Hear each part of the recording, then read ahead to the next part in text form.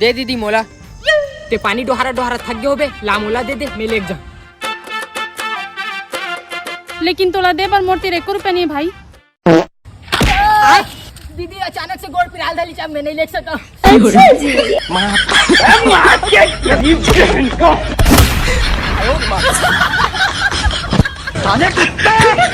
अभी बदत है भाई, अभी बदत है। ए दीदी ई कपड़ा पहन के मैं अपन गर्लफ्रेंड तीन मिले पर जाऊं काते तूल ते गंदा कर दे। रो मत भाई, मैं तोला पैसा दे दूं ते जाके नौ कपड़ा ले ले बे। तो तय कहल पाबे वो। अरे वो प्रमिला धीवर दीदी है ना, हम सब महिला और लड़की मला घर बैठे काम देते, वही काम लगा करके मैं पैसा कमाता हूँ। देख के दीदी ये फ्रॉड और आदमी जोड़े वाला काम थोड़े है। नहीं भाई, ये फ्रॉड वाला और आदमी जोड़े वाला काम तो बिल्कुल भी नहीं है। कबर की प्रमिला धीवर दीदी है ना, हमारे छत्तीसगढ़ रायपुर के हरे। अरे वाह, ये तो बढ़िया है दीदी। लेता दीदी ते पैसा निकाल के रख, मैं बाल्टी में ला लेगा। तो ठीक है।